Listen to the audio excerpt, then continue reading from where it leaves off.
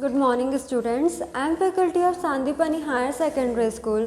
Today we are going to start our new chapter in class 6th of Social Science. The chapter name is the population and its distribution in India. ठीक है, what is the chapter name? The population and its distribution in India. Here we will discuss about the what is the population of our country and what is the geographical factors and how it affects the geographical factors and how we will distribute the population. ठीक है, और what is the distribution of population in our country and we will discuss about the tribal distribution in regional areas. So let us start our chapter, the population and its distribution in India. India is next to China in population. In 2011, the population of India was 1,021,005,00,000. सबको पता है अगर पूरे विश्व में, पूरे world में, पूरी दुनिया में अगर सबसे ज़्यादा पॉपुलेशन कहाँ पर है तो वो चाइना में, अगर उसके बाद बात करें तो कहाँ पर है, इंडिया में है. ठीक है, what is the position in population of our country.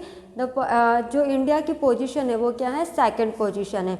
अगर हम 2011 की बात करें तो जो हमारे कंट्री की जो पॉपुलेशन थी वो कितनी थी, 1,021,005,00,000. ठीक है, जो कि whereas in area it is just 2.4% of the total area of the world. पूरे विश्व में से मिलाकर, पूरे वर्ल्ड और पूरी दुनिया का मिलाकर हम देखें तो हमारे यहाँ की जो आबादी कितनी थी, 2.4% थी. That is India rank 7th in the world. In 5 the other big countries of Russia, Canada, USA, Brazil and Australia, the population is less than India. और जो बड़ी बड़ी कंट्रीज़ हैं, जो बाकी बड़ी बड़ी कंट्रीज़ है, बाकी बड़े बड़े देश है, जैसे रशिया हो गए, कनाडा हो गया, यूएसए हो गया, ब्राज़ील हो गया, ऑस्ट्रेलिया हो गया, इन सब कंट्रीज़ में हमारी कंट्री के कंपैरिजन में जो पॉपुलेशन है वो कैसी है, कम है. ठीक है, about 16.7% of the population of the world lives in India. कितने परसेंट हमारी कंट्री में रहती पॉपुलेशन, जो वर्ल्ड है उसके कितने दर पे रहती, 16.7% टोटल पॉपुलेशन हमारी कंट्री में ही पूरे विश्व में से हैं. तो हमने दो बातें सीखी. एक तो ये कि हाईएस्ट पॉपुलेशन रेट अगर हम देखा जाए according all over the world कौन सी है, चाइना की है. और सेकंड मोस्ट पॉपुलेशन जो है वो कौन सी है, इंडिया की है. अगर हम 2011 की बात करें तो कितने थे, 1,021,005,00,000 हमारी ही कंट्री में थे. ठीक है, if we will talk rather than our country, big countries की बात करें जैसे रशिया हो गया, कनाडा हो गया, ब्राज़ील हो गया, यूएसए हो गया एंड ऑस्ट्रेलिया हो गया, तो ये ऐसी कंट्रीज़ है जो बहुत बड़ी कंट्रीज़ है पर इनकी जो पॉपुलेशन, इनकी जो आबादी कैसी है, हमारी कंट्री के कंपैरिजन में कैसी है, कम है. हम किस तरह से डिस्ट्रीब्यूट करते हैं, उनका किस तरह से हम डिस्ट्रीब्यूशन करते हैं वो देखते हैं. तो distribution and density of the population. The distribution of population in India is uneven. In some places it is less and scattered. अब क्या बोला गया है कि अगर हम पॉपुलेशन का काउंट आउट करने जाए तो इट्स नॉट पॉसिबल. जो इंडिया की पॉपुलेशन है वो कैसी है, अनइवन है. वी विल नॉट टेल कि their population of the other population of our countries even. Even मतलब कि जिसको कि हम काउंट आउट कर सके. अब जो पॉपुलेशन रहेगी, ऐसा नहीं कि अगर फर्स्ट वाले एरिया में 5 मान के चलो 10 है तो सेकंड वाले एरिया में भी 10 हो, थर्ड वाले एरिया में भी 10 हो. नो, ये कैसी है, अनइवन है. कुछ जगह पर बहुत ज़्यादा है और कुछ जगह पर कैसी है, कम है. स्कैटरिंग फॉर्म में है, मतलब कि अगर कुछ एरिया में 5 है तो कुछ एरिया में कैसी 10 है, कुछ एरिया में 15 है, कुछ एरिया में 20 है. तो ये किस फॉर्म में, स्कैटरिंग फॉर्म में, और कैसी अनइवन है. More people lives in cities, industrial areas and fertile lands where few people on high mountains, dense forest and cold rains. अब इनका डिस्ट्रीब्यूशन किस बेसिस पर करा है, डिस्ट्रीब्यूशन कैसे हैं. कुछ जो पीपल्स है कहाँ पर रहते हैं, सिटीज़ में रहते हैं, कुछ विलेजेस में रहते हैं, कुछ इंडस्ट्रियल एरियाज़ में रहते हैं, कुछ जहाँ पर जो उपजाऊ ज़मीन रहती है वहाँ पर खेतों के बीच में रहते हैं. कुछ ऐसे लोग रहते हैं जो कि पहाड़ी इलाकों में रहते हैं, जैसे हिमाचल प्रदेश की बात कर लें हम, और जो जम्मू कश्मीर है ये भी क्या हमारा पहाड़ी इलाका है. डेंस फॉरेस्ट, कुछ ऐसे लोग रहते हैं जो कि घने जंगलों में रहते हैं, और कुछ ऐसे लोग रहते हैं जो कि ठंडी जगहों पर रहते हैं. ठंडी जगह जैसे कि शिलोंग हो गया, शिमला हो गया, ये कैसी हमारी ठंडी जगह है. So means we can say that the distribution of population based on the places and areas, जो population का हम distribution कर रहे हैं, हम उनको जो डिवाइड कर रहे हैं, सेपरेट आउट कर रहे हैं, तो किस बेसिस पर कर रहे हैं, how the people are living, people कैसे रह रहे हैं और कहाँ पर रह रहे हैं। तो वी डिस्कस कि पीपल्स कहाँ पर रह रहे हैं, सिटीज़ में रह रहे हैं, विलेजेस में रह रहे हैं, इंडस्ट्रियल एरियाज में रह रहे हैं, डेंस फॉरेस्ट में रह रहे हैं, हाईली माउंटेन्स पर रह रहे हैं, ठीक है। There are many factors responsible for the uneven distribution of the population. ये तो जो कुछ फैक्टर्स है हमने देखे कि किस तरह से जो अनइवन फैक्टर्स क्यों बन रहा है पॉपुलेशन का, और कुछ फैक्टर्स है जो कि अफेक्ट करते हैं कि और या फिर रिस्पॉन्सिबल होते हैं डिस्ट्रीब्यूशन ऑफ पॉपुलेशन के लिए। जैसे पहला है जियोग्राफिकल फैक्टर्स। जियोग्राफिकल फैक्टर्स क्या होता है, the geographical factors that influence the distribution of population are on the shape of land, climate, soil and availability of minerals. अगर हम जियोग्राफिकल बेस से हम अगर डिस्ट्रीब्यूट करें पॉपुलेशन को, तो किस बेसिस पर डिस्ट्रीब्यूट हो रहा है, लैंड के अकॉर्डिंग डिस्ट्रीब्यूट हो रहा है, क्लाइमेट के अकॉर्डिंग डिस्ट्रीब्यूट हो रहा है, सॉइल के अकॉर्डिंग डिस्ट्रीब्यूट हो रहा है। जैसे कि हमने अभी देखा था कि अनइवन फॉर्म में पॉपुलेशन डिस्ट्रीब्यूट हो रही है, जैसे मैंने आपको बताया था कि इंडस्ट्रियल एरिया से, फर्टाइल लैंड से, डेंस फॉरेस्ट है, हाईली माउंटेन्स है। तो जो हाईली माउंटेन की लैंड होगी वो अलग होगी, जो प्लेन एरिया की लैंड होगी, जो ज़मीन होगी वो अलग होगी। जैसे कि हम देखें हमारे यहाँ सिंपल पाथ रोड है प्लेन रोड से, but if we will go in the highly mountain तो हमें वहाँ पर सिंपल प्लेन रोड नहीं देखने को मिलेंगे, हमें कैसे मिलेंगे, रॉकी टाइप के मिलेंगे, थोड़े जिगजैग फॉर्म में मिलेंगे, अनइवन फॉर्म के रोड मिलेंगे। तो क्या हो गया, because of the shape of the land also. Climate की वजह से कैसे, जैसे कि कोल्ड एरिया है, कोल्ड एरिया जम्मू कश्मीर में जो टेम्परेचर रहता है कैसा रहता है, हमेशा लो रहता है। हमारे एमपी में टेम्परेचर क्या रहता है, सीजन वाइज क्या होता है, चेंज होते जाता है। केरला में कैसा रहता है, ह्यूमिडिटी टेम्परेचर कैसा रहता है, बहुत हाई होता है। तो because of the climate also जो डिस्ट्रीब्यूशन है पॉपुलेशन का वो भी कैसे अनइवन है। सॉइल की बात करें, जो हमारा जो काली मिट्टी रहती है, ब्लैक सॉइल हर जगह देखने को मिलती, पर कुछ एरिया में क्या होता है काली मिट्टी इतनी ज़्यादा प्रचलित में नहीं रहती है। मतलब कि वहाँ पर जो फर्टाइल लैंड होना चाहिए, जो उपजाऊ ज़मीन होना चाहिए जहाँ पर फसलें हो सके प्रॉपरली, ब्लैक सॉइल उतनी ज़्यादा इम्पॉर्टेंट नहीं रहती कुछ एरिया में, जिसकी वजह से भी जो पॉपुलेशन है डिस्ट्रीब्यूट हुई है। या फिर अवेलेबिलिटी ऑफ मिनरल्स ऑल्सो, जो मिनरल्स मिलने चाहिए वो भी नहीं मिल पाते, जिसकी वजह से भी क्या हुआ है, कहीं ना कहीं जो डिस्ट्रीब्यूशन ऑफ पॉपुलेशन क्या हुआ है वो इन्फ्लुएंस हुआ है या फिर अफेक्ट हुआ है। तो अब जैसे जियोग्राफिकल फैक्टर्स में हमने देखा लैंड, तो we will discuss about the shape of the land. Shape of the land, people prefer to stay on plains rather than mountains, plateaus, desert, because plain areas useful for agriculture and construction work. अब जो लोग रहते हैं, जो people रहते हैं, वो usually कहाँ पर रहना पसंद करेंगे, जहाँ पर प्लेन एरिया हो, प्लेन एरिया हो, या फिर ऐसा हो कि ज़्यादा लोग वहाँ पर रहना ज़्यादा पसंद करेंगे क्या, जहाँ पर माउंटेन्स है, रॉकी हिल एरियाज़ हो, प्लेटूज़ हो, वैलीज़ हो, नहीं, वहाँ पर रहना ज़्यादा लोग पसंद नहीं करेंगे। क्यों नहीं पसंद करेंगे, और प्लेन एरिया में रहना क्यों पसंद करेंगे, क्योंकि प्लेन एरिया में रहेंगे तो जो एग्रीकल्चर उन्हें करना है, जो खेती उन्हें करना, वो कहीं ना कहीं उनके लिए क्या होगी, यूज़फुल में रहेगी।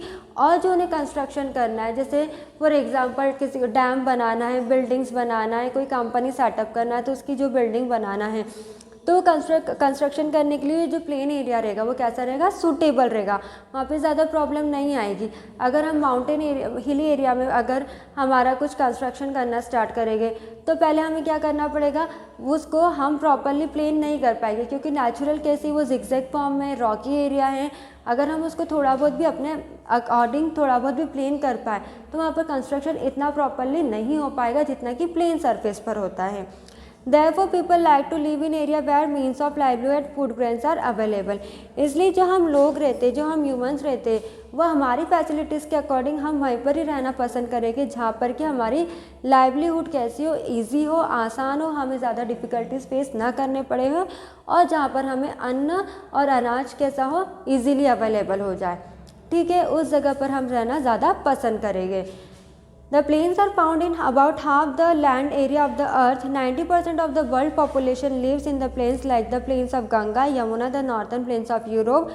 The plains of Yangtze, Kiang, the plains of Mississippi are most populated area of the world. जो 90% पॉपुलेशन है वो कहाँ पर रहती है, प्लेन एरिया में रहती है।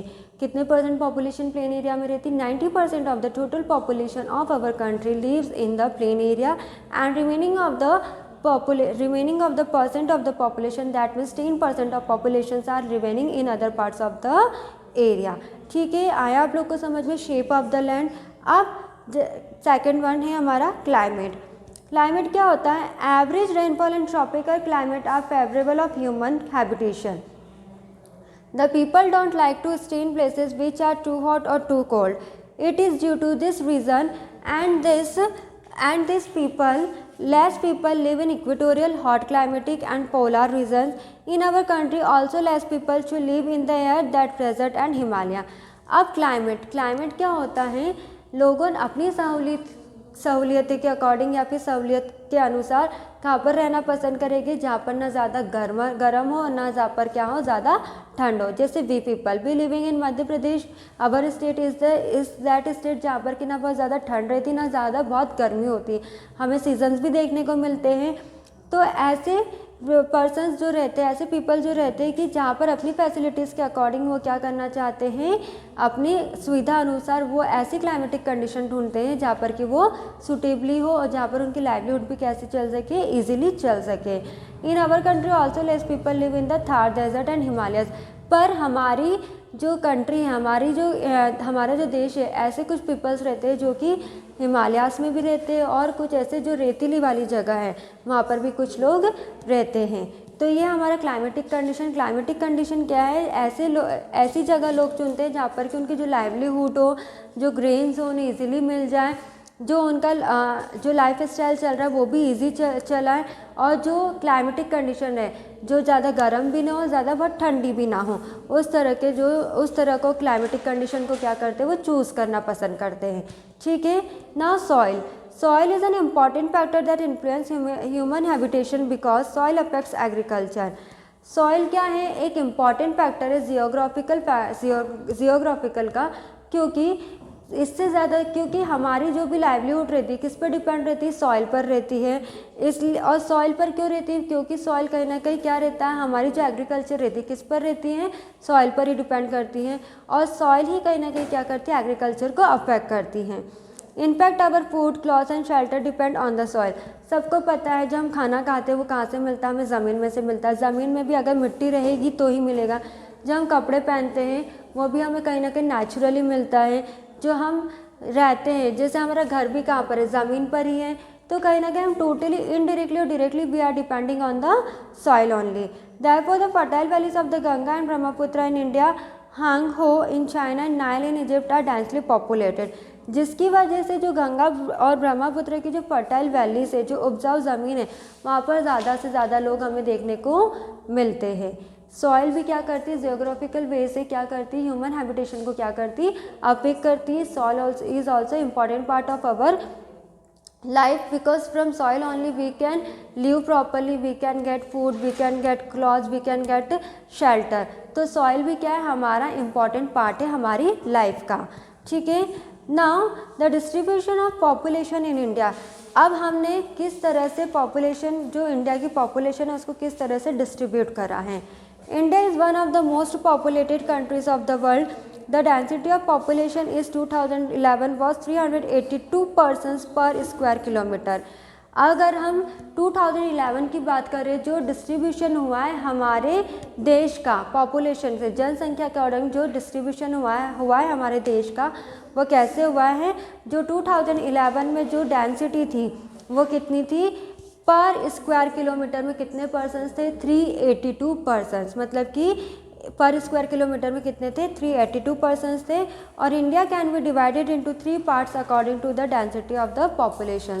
जो इंडिया है वो किस तरह से डिवाइडेड है, 3 पार्ट से डिवाइडेड है। तो डिस्ट्रीब्यूशन ऑफ पॉपुलेशन किस तरह से डिवाइडेड होता है, because of the 3 parts of the population, जो कि हम आगे पढ़ेंगे। और अगर हम पॉपुलेशन देखें, हमारे इंडिया की पॉपुलेशन देखें डेंसिटी के अकॉर्डिंग, तो कितनी थी वो, पर स्क्वायर किलोमीटर कितने पर्सन्स थे, 382 पर्सन्स थे। Understood this much everyone, distribution of population in India. तो आज हमने अभी तक की क्या पढ़ा, हमने सिर्फ इसका ये पढ़ा कि किस तरह से डिस्ट्रीब्यूशन हुआ है और किस तरह से जो पॉपुलेशन अफेक्ट हुई है ज्योग्राफिकल फैक्टर से किस तरह से अफेक्ट हुई है। और हमने एक ये बात देखी कि पर स्क्वायर किलोमीटर में 2011 में कितने पर्सन्स रहते थे, 382 पर्सन्स वर लिविंग इन पर स्क्वायर किलोमीटर। अगर इंडिया को हमने पॉपुलेशन वाइज डिवाइड करा है तो it was divided according to the 3 parts, जो कि हम आगे पढ़ेंगे। वो किस बेसिस पर डिवाइड हुए, डेंसिटी ऑफ द पॉपुलेशन में। तो हमारे लिए जो जियोग्राफिकल फैक्टर है किस तरह से इन्फ्लुएंस हुआ है, because of the shape of the land, जो ज़मीन होती है उसका किस तरह से शेप है। क्लाइमेट की वजह से भी जो पॉपुलेशन है वो अफेक्ट होती है, जो सॉइल है उसकी वजह से भी अफेक्ट होती है। फिर हमने देखा कि अगर इंडिया की जो पोजीशन है पॉपुलेशन पर्पस से वो किस तरह से सेकंड कंट्री है इंडिया, जो कि सबसे ज़्यादा पॉपुलेशन है, और जो फर्स्ट पॉपुलेशन कंट्री कौन सी है, चाइना है। जो बिगेस्ट कंट्रीज़ है उसमें भी हमारी जो उसमें पॉपुलेशन जिस हिसाब से होनी चाहिए वो कैसी है, कम है। जैसे कनाडा की देख ली, ब्राज़ील की देख ली, ऑस्ट्रेलिया की। The population of this countries is less than our country, ठीक है। और डिस्ट्रीब्यूशन किस बेसिस पर कर रहे हैं हम, अनइवन है, स्कैटर्ड फॉर्म में है, क्योंकि और कैसे है, कुछ एरिया में बहुत ज़्यादा कुछ एरिया में बहुत कम है, जिसकी वजह से जो डिस्ट्रीब्यूशन है पॉपुलेशन का वो कैसा है, अनइवन है। So today we completed 2 topics of this chapter. In coming class we will start our new topic of this chapter, that is we will start 3 parts according to the density of the population. Thank you.